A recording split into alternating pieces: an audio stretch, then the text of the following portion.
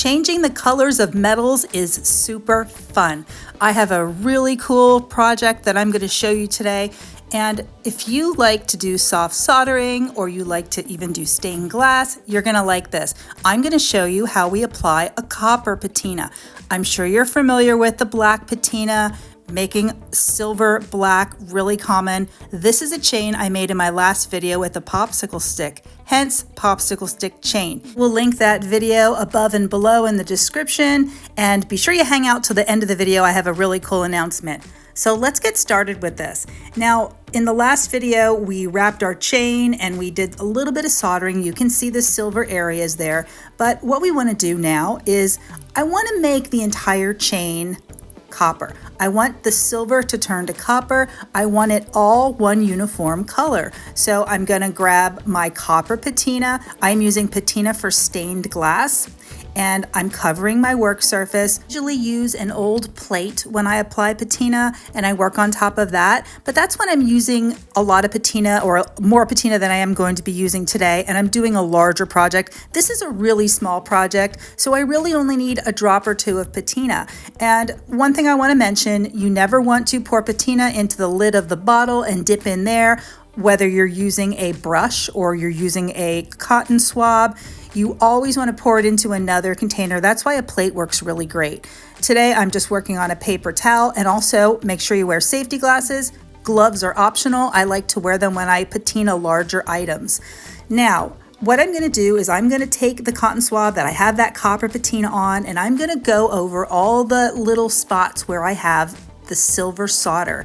And what I did was I closed the chain with the solder, I added a little bit of a decorative drop to it, and you can see when I first apply this copper patina to that silver, it turns it a gray color. A lot of people give up with copper patina. They think it's really difficult to use.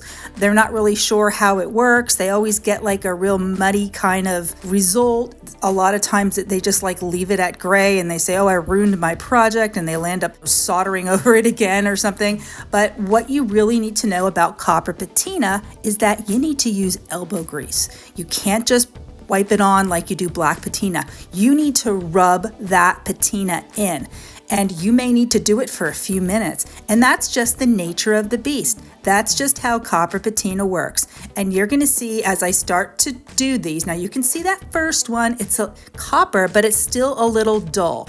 Now, the thing of it is, you are not going to be able to get your copper patina the exact same shade as your copper background, whether you're using wire like I am or sheet metal copper. It's always going to be a little bit off because you're not using the exact thing. You're not using copper, you're using a copper patina. But in general, it's going to really blend in nicely. And once I have this whole thing done, you're going to see that, like, if you were wearing this as a chain, now I only did a really small section of chain because this was a project and I didn't want you to have to sit through an hour or 2 hour project. So I just made a little snippet of chain. But once you have that chain on as a necklace or bracelet or however you're going to use it, you're not going to notice. You're not going to notice the difference unless you're looking very, very closely. If you apply your copper patina correctly, it is very convincing and you will be happy with your result. You've got to give it some oomph, got to give it that elbow grease. You can't stop. You have to work on it until it's really copper colored. And you know, eventually your copper is going to tarnish as your jewelry does. It's oxidation, especially if you live in a humid area. When you're not wearing your jewelry, keep it in a plastic bag. Try to shelter it from water. Like, don't wear your jewelry in the shower or swimming. You know, keep it in a nice dry place. So now that we have this patina on, what I'm going to do is I'm going to go over each link. Like, after I do the entire thing, I'm going to go over each link and I'm going to give it a little brush up again. I like to pay attention to detail. If you watch my videos, you know me. I am the queen of details. I like to do little small intricate work, and I'm going to go over every single one and make sure that that gray is gone as much as I can get it. Now, I'm not going to make myself crazy about it. Like I said, you're not going to get a perfect copper finish with copper patina, but the more you work on it, the nicer it will be. And once you're finished putting your patina on, let it dry, let it air dry for a minute or two, and then you can rinse it off and dry it very well.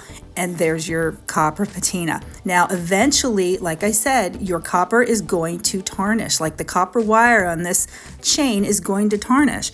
And when I polish it, like what if I were to use like a copper polish? Well, guess what? If I'm rubbing on those areas where I put that copper patina on, what's going to happen? That patina is going to come off and it's going to be silver again. So you want to be careful with that. You want to, take good care of your jewelry. There's a couple spots in there I see that I could have probably rubbed a little bit more on there.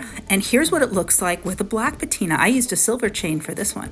That's a really cool chain. I really like that. It has a whole nother look. It's really good for moody looking, mysterious kind of jewelry. Anyway, this was a project in my second book, Soldered Alchemy. If you don't have it, you should definitely check it out. I will link it below. And I hope you enjoyed this video. If you liked it, please give it a thumbs up. Don't forget to subscribe and hit the little bell next to the subscribe button so you can get a notification when I release a new video. Now, I want to talk about the Broken China Jewelry book, and guess what? It's going to be out in just a few weeks. So stay tuned. August, the Broken China Jewelry book. You'll be able to get it on Amazon. See you next time. Bye, guys.